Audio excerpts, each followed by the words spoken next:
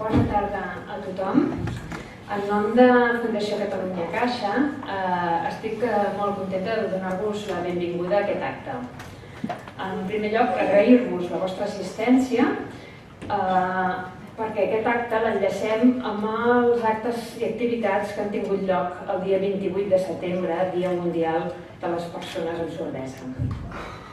La Pedrera ha estat pionera i un referent a Barcelona i a Catalunya en temes d'accessibilitat, sobretot en centres culturals.